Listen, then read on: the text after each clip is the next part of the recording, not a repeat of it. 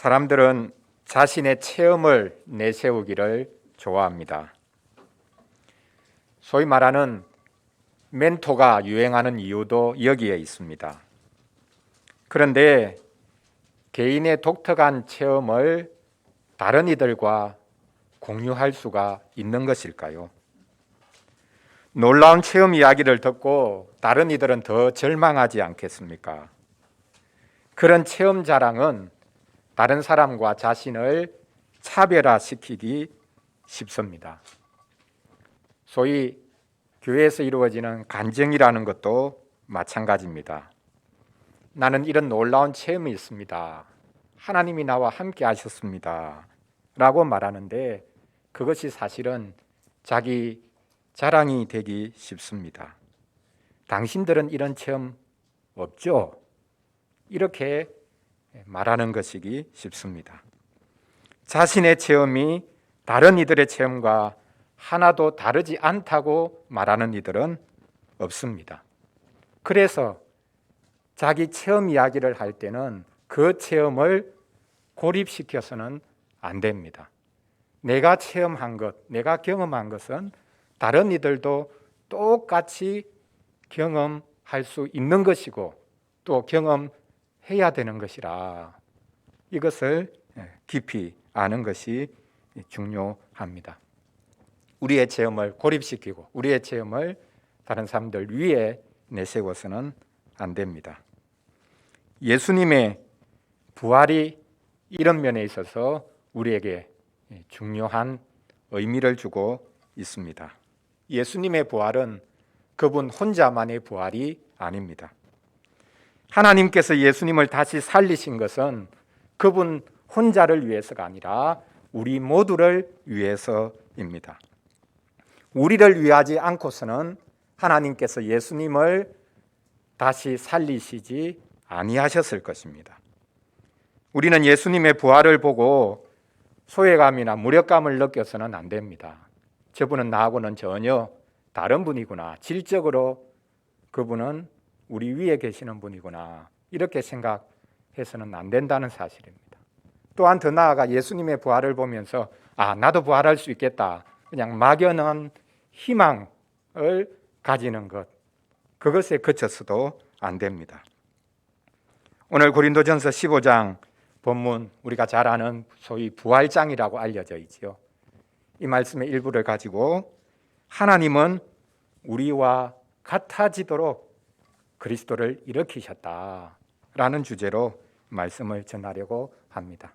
하나님이 예수님을 일으키신 것은, 다시 살려주신 것은 그분을 우리와 다른 분으로 내세우거나 우리로부터 그분을 떼어내기 위한 것이 아니라 우리와 오히려 같아지도록 그분을 먼저 부활시키셨다, 살리셨다라는 사실입니다. 그것을 오늘 본문이 말씀하고 있습니다. 그리스도의 부활을 오늘 본문이 세 가지로 말씀하는 것을 우리가 살펴보겠습니다. 여기 보면 첫째도 있고 둘째도 있고 또 마지막까지도 있습니다. 그리스도의 부활은 첫째로 첫 열매다라고 말씀합니다. 그리고 두 번째로 그리스도의 부활은 둘째 아담의 부활이다라고 말씀합니다.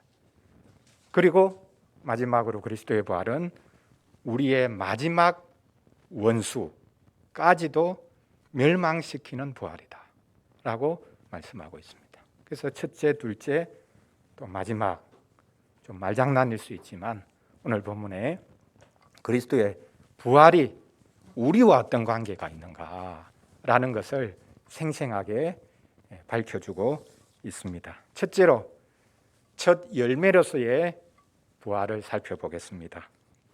사도는 그리스도께서 죽은 자 가운데서 살아나신 것, 하나님이 그분을 일으키신 것을 잠자는 자들의 첫 열매가 되신 것이라 라고 말하고 있습니다. 예수님의 부활은 첫 열매다라고 말합니다. 첫 열매라고 말하는 이유가 무엇입니까? 첫 열매가 열려야 그 나무가 어떤 나무인지 알 수 있습니다.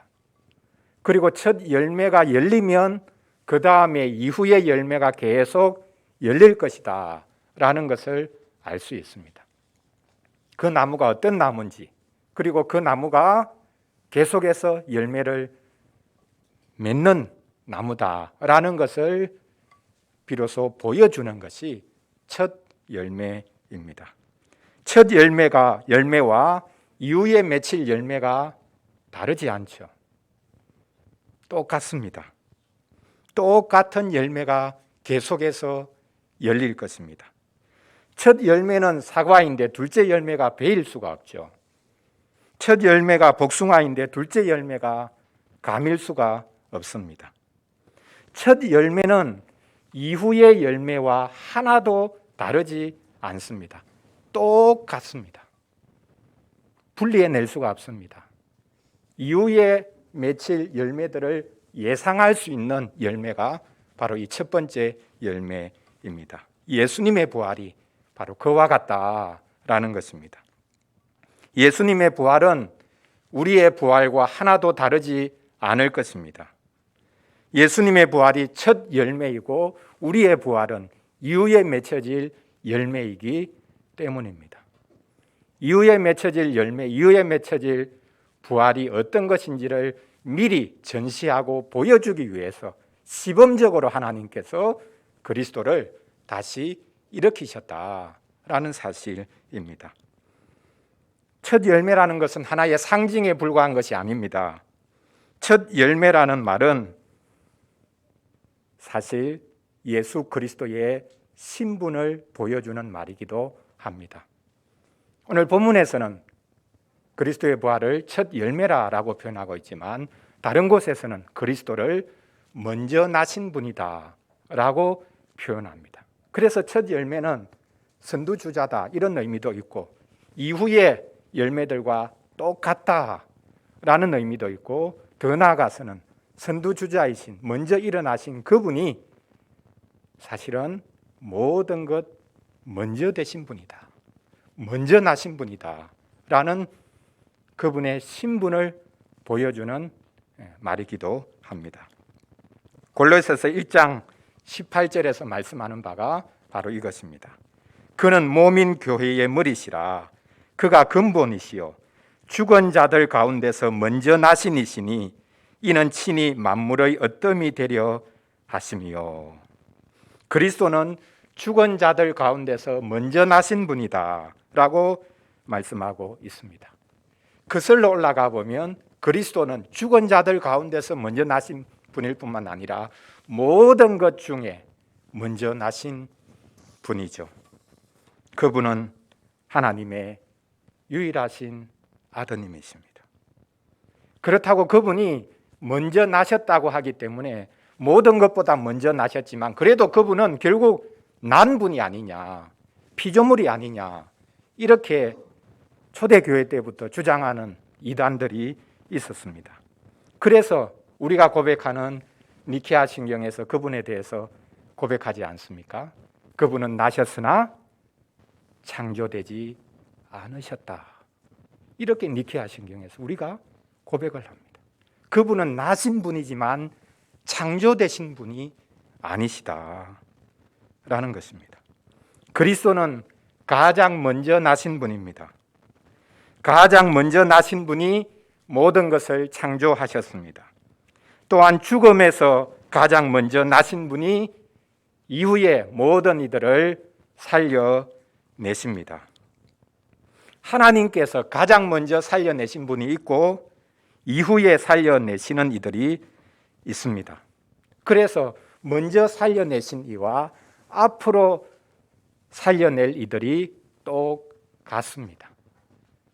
전혀 다르지 않습니다. 먼저 살려내신 분과 이후에 살려내는 이들이 같은 사람이다 라는 것입니다. 하나님께로부터 나서 우리 가운데 사람으로 오셔서 그분은 먼저 죽음에서부터 나신 분이 되셨습니다. 그리스도를 첫 열매요 먼저 나신 분이라고 말하는 것은 그분을 우리와 분리시키기 위함이 결코 아닙니다. 그분은 우리와 동일하게 되셨고 우리와 철저하게 결속되셨습니다. 부활은 이제부터 우리와 멀어지기 위한 것이 아니라 우리와 더 가까이 우리와 하나 되기 위해서 하나님이 그분을 일으키셨습니다. 그래서 그분의 부활은 몸의 부활입니다. 영적인 부활이 결코 아닙니다. 부활은 우리와 동떨어지기 위함이 아니라 우리와 철저하게 하나 되기 위한 하나님의 선물이다라는 것을 우리가 알아야 하겠습니다. 고린도후서 4장 14절에 보면 사도가 고린도 교회를 향해서 한 번 더 부활에 관해서 말을 합니다. 우리가 같은 믿음의 마음을 가지지 않았냐라고 말하면서 그가 그리스도의 부활에 관해서 이렇게 증거하고 있습니다. 주 예수를 다시 살리신 이가 예수와 함께 우리도 다시 살리사 너희와 함께 그 앞에 서게 하실 줄을 아노라. 하나님이 우리 주 예수님을 살리신 이유가 뭐냐? 그분을 살리셨고 우리도 살릴 것이고 너희도 살릴 것이고, 그래서 그리스도와 우리와 너희가 함께 하나님 앞에 서도록 그리스도를 먼저 하나님이 살리셨다. 그분을 먼저 일으키신 것은 우리로부터 떼어내어서 그분을 우리와 전혀 관계없는 분으로 살도록 하시기 위함이 아니라 철저하게 우리를 위해서 하나님께서 그리스도를 먼저 일으키셨다라고 말씀하고 있습니다. 그렇습니다. 하나님이 예수님을 살리신 것은 우리와 함께 살리시기 위함입니다. 예수님의 부활은 결코 독립적인 사건이 아닙니다. 예수님의 부활은 우리를 위한 것이고 우리 먼저 그분이 체험하신 것입니다.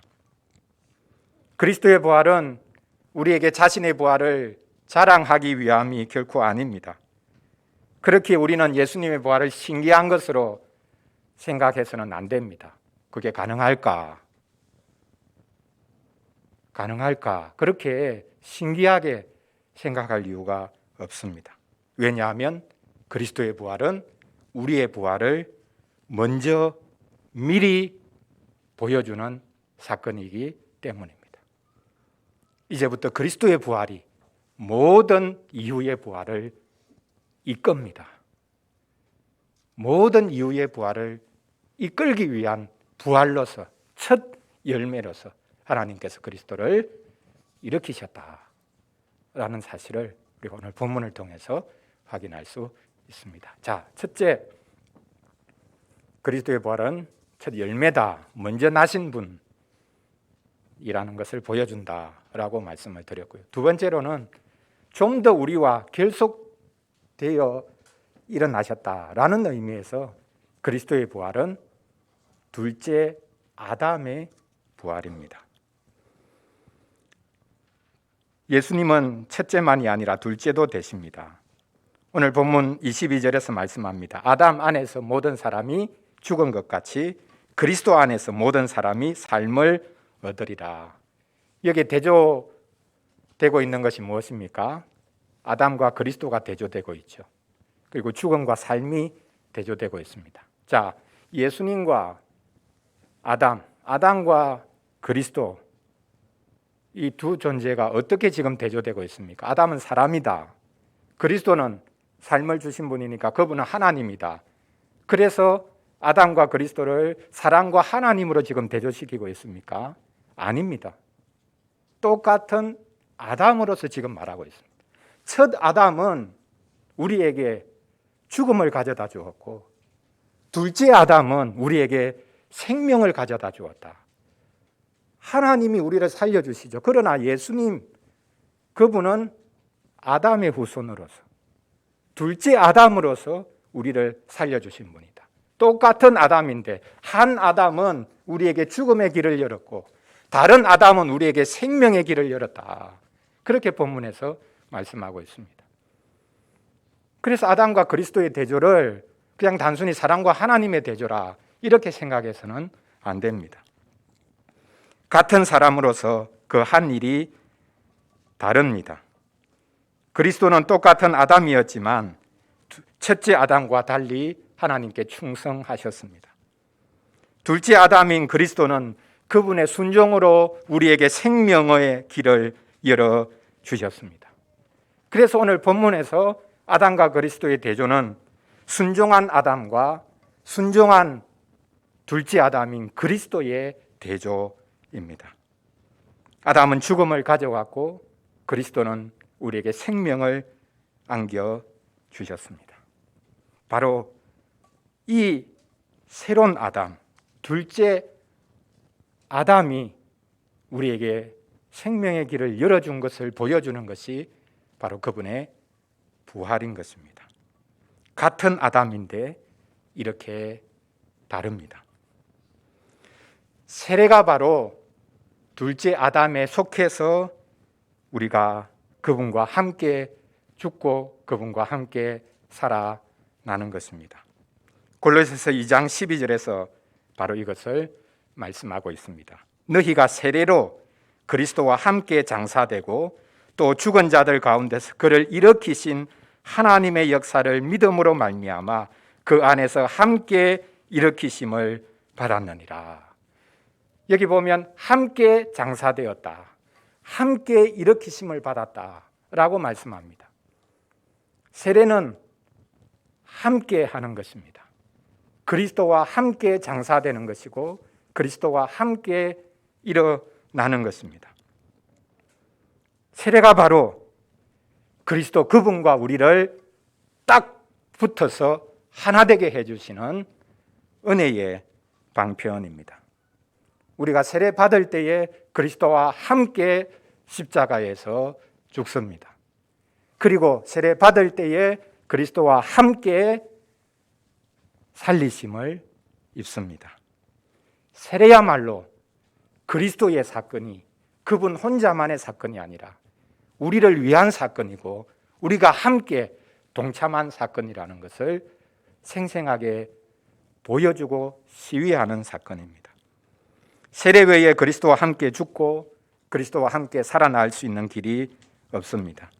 하나님께서 둘째 아담인 그리스도를 일으키셨기에 아담의 후손일 수밖에 없는 우리도 일으키심을 받습니다. 아담의 후손인 그리스도의 살아나심으로 이제 우리도 그리스도의 후손 또한 아담의 새로운 후손이 되는 것입니다. 자, 이렇게 그리스도의 부활은 철저하게 영적인 부활, 또 어떻게 보면 신적인 부활을 말하는 것이 아니라 거의 신적인 존재다라는 것을 보여주는 그런 사건 정도가 아니라 철저하게 아담적인 부활입니다. 예수님은 둘째 아담, 새로운 아담입니다. 예수님의 부활은 새로운 아담의 탄생을 보여주고 있습니다. 이제 새로운 아담이 등장했다. 그 새로운 아담으로 인해서 죽음의 길이 끊어졌고 생명의 길이 열렸다. 우리 인간에게 열렸다. 우리 인간이 다시 살아날 수 있다. 우리 인간이 새로운 생명을 얻을 수 있다라는 것을 보여주는 것이 그리스도의 부활입니다. 이제 우리는 예수님과 함께 새로운 아담이 되어서 에덴 동산으로 돌아갈 수 있습니다. 첫 아담은 에덴 동산에서 쫓겨났지만 새로운 아담은 우리를 이끌고 다시 에덴 동산으로 들어가게 해 주십니다. 그것을 보여주는 것이 우리 성경 마지막 책인 요한계시록입니다. 성경은 처음과 끝이 잘 어울려져 있고 맞아떨어집니다. 성경 시작 창세기는 어떻게 시작합니까? 하나님께서 천지 만물을 만드시고 아담을 만드셔서 에덴 동산에 두셨는데 하나님을 배반해서 에덴 동산에서 쫓겨나는 이야기로 시작됩니다. 그럼 성경 마지막은 어떻게 끝납니까? 요한계시록 21장 22장에 보면 하늘로부터 내려오는 새 예루살렘에 관한 이야기가 나오죠. 다시금 에덴 동산으로 이제는 돌아가는 이야기가 나오고 있습니다. 성경은 새로운 아담과 함께 우리가 에덴 동산으로 들어가는 장면으로 끝이 납니다. 성경에서 예수님의 부활, 그리스도의 부활을 해설할 때 그분이 자발적으로 일어났다. 그분이 능력이 많아서 스스로 일어났다 이렇게 표현하고 있는 구절은 없습니다. 서신서를 통해서 예수님의 부활을 사도 바울이 끊임없이 해설하고 있는데 그 대부분의 해설에 보면 하나님이 능력으로 그리스도를 일으키셨다. 그래서 그리스도는 철저하게 그분의 부활에 있어서는 수동적입니다. 자기 능력으로 일어난 것이 아니라 하나님이 능력으로 일으키셨습니다. 다음 기회에 이제 성령의 능력을 한번 살펴보려고 하는데요. 그분은 성령의 능력으로 일으켜지셨다. 그런 의미에서 그리스도는 자신의 부활에 있어서 철저하게 수동적이었습니다. 아무것도 한 게 없습니다. 하나님이 일으키셨습니다. 성령의 능력으로 그가 일으키심을 받았습니다. 왜 그렇게 성경이 표현합니까? 철저하게 우리와 하나 되게 하시기 위한 부활이었기 때문에 우리를 또한 그리스도는 성령의 능력으로 그분이 또한 일으키시겠지만 하나님의 능력을 강조하기 위해서 그리스도는 철저하게 부활에 있어서 수동적으로 묘사되고 있습니다. 예수님은 철저하게 우리와 함께 부활하십니다. 너희들은 부활 못할 거야. 이렇게 하시면서 내 부활을, 내 능력을 보라. 이렇게 자랑하지 않으십니다. 우리는 예수님의 부활을 통해서 나의 부활을, 우리의 부활을 볼 수가 있습니다. 그래서 성경은 그리스도의 부활을 둘째 아담으로서의 부활, 둘째 아담의 부활이다 라고 말씀을 하고 있습니다. 자, 이제 세 번째로 그리스도의 부활은 첫째 열매가 되실 뿐만 아니라 둘째 아담의 부활일 뿐만 아니라 마지막 원수까지도 멸망시키는 부활이다. 즉 그리스도의 부활은 마지막까지도 부활이다, 살려주시는 역사다라는 것을 우리에게 보여주는 것입니다. 오늘 본문에 보면 부활의 순서를 말하고 있습니다. 23절, 24절에 보면 이 순서가 나와 있죠. 자, 첫째는 첫 열매인 그리스도입니다. 그 다음 둘째는 무엇입니까? 그분이 강림하실 때 그분에게 속한 자들이 부활합니다. 그리스도께 속한 자들은 그리스도가 다시 일으키심을 받았듯이 반드시 다시 일으키심을 받습니다. 자, 이 24절에는 이것을 정리하면서 자, 첫째로 부활하는 것이 있고 그 다음에 부활하는 것이 있고 그 다음은 무엇이라고 말합니까? 마지막이다. 자, 마지막에 부활하는 것이 또 있다는 말입니까? 신자들이 먼저 부활하고 마지막에는 불신자들이 부활한다. 그런 이야기입니까? 아닙니다. 그리스도의 부활이 먼저이고 그분께 속한 자들의 부활이 그 다음이고 그 다음에는 없습니다. 끝입니다. 그런데 그 끝을 오늘 본문에서는 그리스도의 다스림으로 설명을 하고 있습니다. 그리스도가 먼저 일으켜졌고 그 다음으로 일으켜지는 이들이 있고 그 다음에는 마지막입니다. 마지막은 그리스도께서 모든 통치와 권세와 능력을 멸하시고 모든 나라를 하늘 아버지께 바치는 때라라고 말씀하고 있습니다. 무엇을 말합니까? 그리스도는 부활로 말미암아 이미 다스리는 분이 되셨다는 것입니다. 그분의 다스림이 마지막 날에 최종적으로 가장 분명한 방식으로 드러나게 될 것이다 라는 것입니다. 세상 모든 나라가 그분의 다스림 아래에 굴복하게 될 것입니다. 그리스도의 부활로 인해서 그 다스림이 이미 시작이 되었습니다. 우리가 부활에 관해서 계속 살펴보고 있는데요. 하나님이 그리스도를 다시 살리신 것은 온 세상 앞에 그리스도를 어떤 분으로 내세우기 위한 것이라고 하셨습니까? 그분이 생명의 주인이 되셨다라는 것을 온 세상 앞에 공포하시고 예수님이 생명의 주인이라는 것을 임명한 즉위식, 그것이 바로 부활 사건이라고 말씀을 드렸습니다. 그렇습니다. 그리스도의 부활은 그리스도께서 다스리는 분이 되셨다는 것을 보여주고 있습니다. 우리는 그리스도의 부활을 부러워할 것이 아니라 그분이 온 세상을 다스리는 분이 되셨다는 것을 믿고 감사해야 하겠습니다. 하나님이 그리스도를 일으키셨기 때문에 이미 사망의 죽음을 선포하셨습니다. 사망은 죽었습니다. 그러나 현실에서는 여전히 사망이 지배하고 있죠. 살아있는 존재도 아닌데 사망이 이 세상을 지배하고 있습니다. 그래서 우리의 마지막 원수는 사망이 될 것입니다.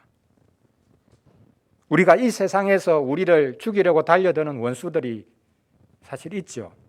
직장에서도 어쨌든 나를 괴롭히고 힘들게 하고 나를 심지어는 짓밟으려고 하는 원수가 있습니다. 일을 할 때도 사업을 할 때도 그런 사람들이 있습니다. 그러나 그런 사람들이 우리의 최종적인 원수는 아닙니다.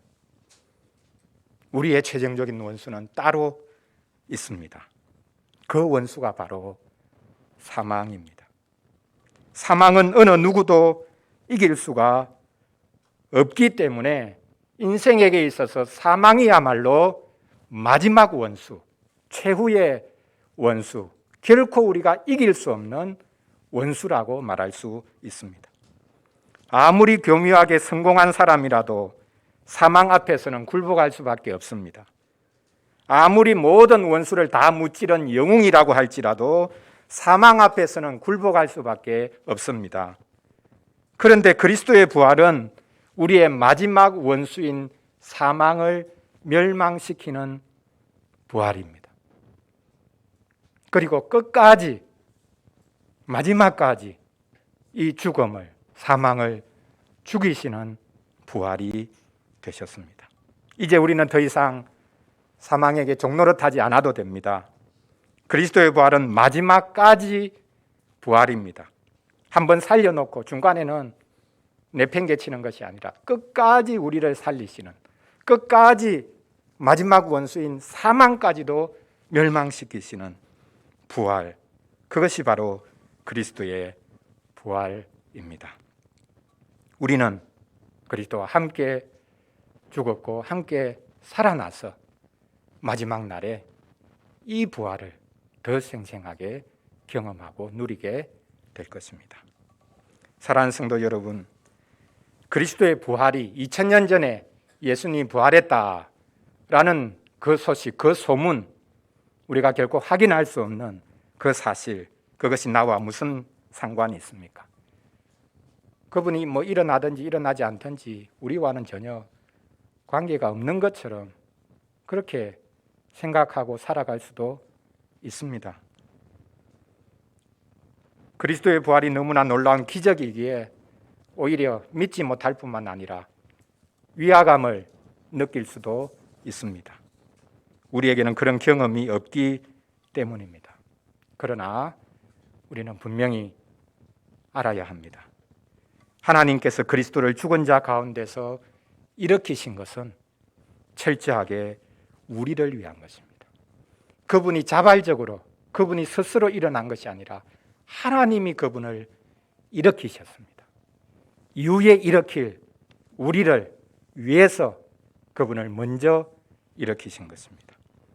우리에게 유익을 주기 위한 것 정도가 아니라 우리 때문에 그분이 일어났다, 이렇게 말해도 됩니다.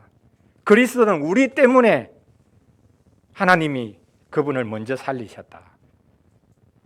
그분이 우리에게 빚져 있다, 이렇게 말해서는 안 되겠지만 앞으로 일어날 이들을 하나님께서 예상하시고, 아니 그들을 일으키기 위해서 먼저 인간이 되신 그리스도를 일으키신 것입니다. 그래서 첫 열매로서의 부활, 먼저 나신 분으로서의 부활입니다. 또한 둘째 아담의 부활, 둘째 아담으로서의 부활입니다. 그리고 우리의 마지막 원수인 사망까지도 멸망시키는 부활입니다. 이렇게 처음부터 끝까지 부활입니다. 그리스도의 부활은 첫 번째 부활도 되시고 둘째 부활도 되시고 마지막까지 부활이 되시는 것입니다. 하나님께서 그리스도를 우리와 철저하게 결속시키기 위해서, 하나로 딱 붙여주시기 위해서 그분을 먼저 일으키셨습니다.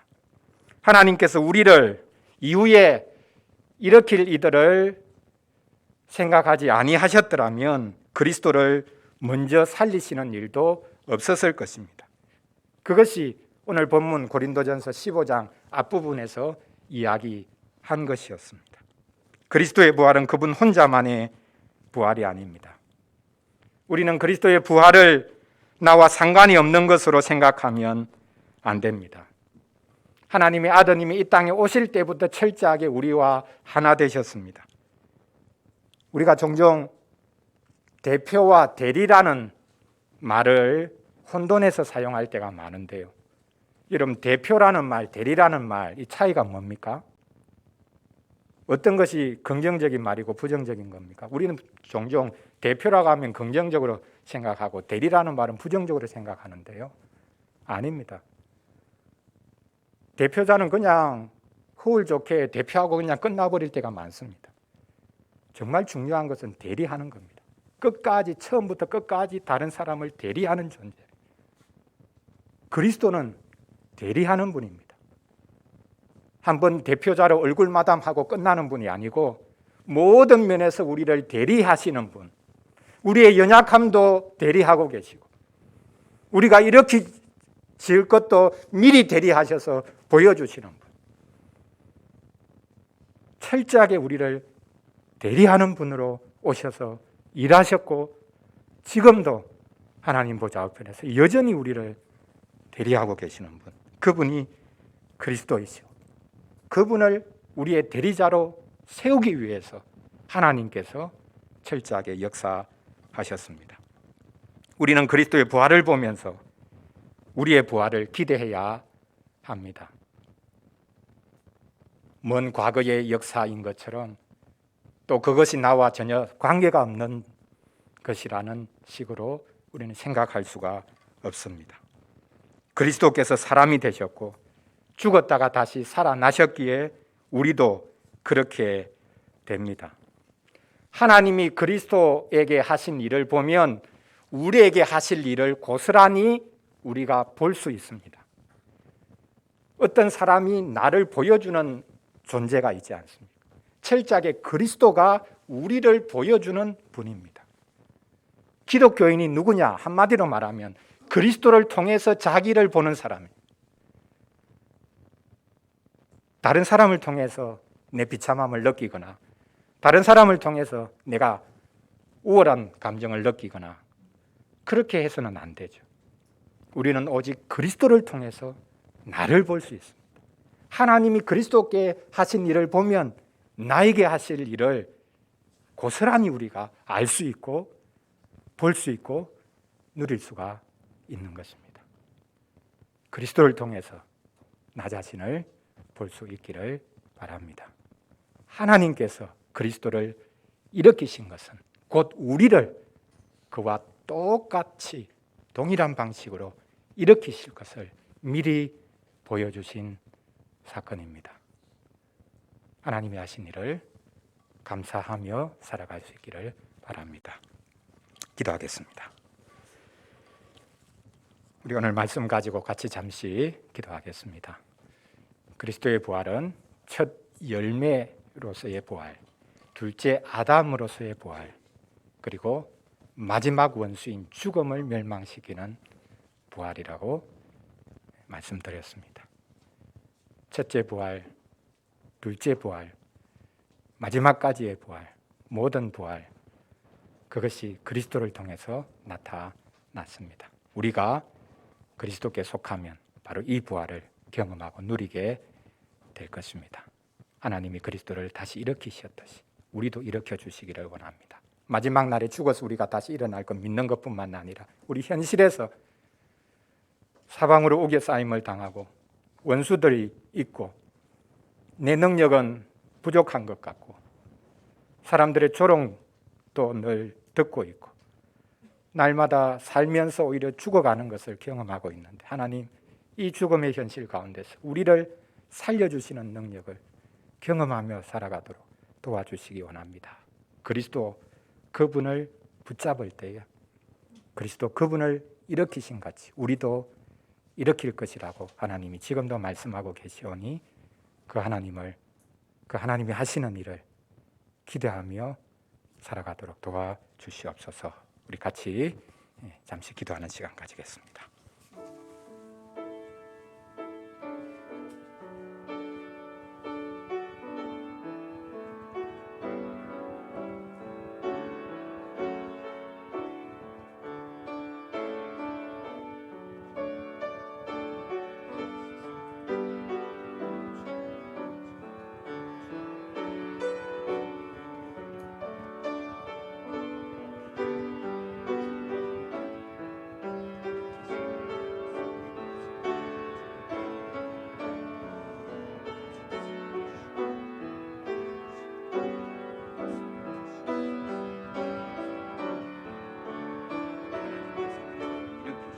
우리도 반드시 이렇게 믿고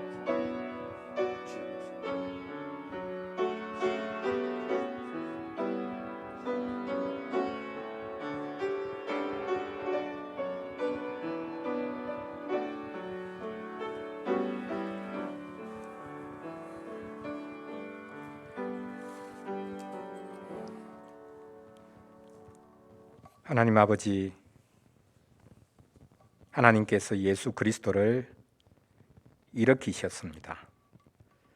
하나님이 그리스도를 일으키신 것은 저희와 전혀 다른 사람으로 만들기 위해 하신 것이 아니라고 하시니 감사합니다. 하나님이 그리스도를 일으키신 것은 저희를 위해서라고 하시니 저희도 똑같이 일으킬 것을 미리 보여주신 것이라고 하시니 감사합니다. 그리스도의 부활은 부활의 첫 열매입니다. 이것은 그리스도께서 먼저 나신 분이라는 것을 보여주시니 또한 이것도 참 감사를 드립니다. 그리스도는 둘째 아담으로 부활하셨습니다. 우리와 긴밀하게 결속되어 계심을 보여주셨습니다. 하나님이 그리스도를 일으키심으로 우리의 마지막 원수인 죽음을 멸망시키셨습니다. 그리스도는 이제 우리에게 끝까지 우리를 살려주시는 분으로 하나님이 세우신 것을 보게 하시니 감사합니다. 이렇게 그리스도는 첫째가 되시고 둘째도 되시고 마지막이 되시니 감사합니다. 오직 그리스도로 인해 생명이 주어졌고 죽음이 끝장났습니다. 그리스도께서 이제 생명의 주인이 되신 것을 저희가 믿습니다. 사망이 지배하고 있는 이 세상 가운데서 이제 저희가 그리스도의 생명에 잇대어 살아가도록 도와주시옵소서. 그리스도께 속하면 누구든지 살아날 수 있음을 알게 해 주시옵소서. 이 생명을 증거하며 살아가도록 도와주시옵소서. 우리와 함께 하기 위해 하나님께서 일으키신 우리 주 예수 그리스도의 이름으로 기도합니다. 아멘.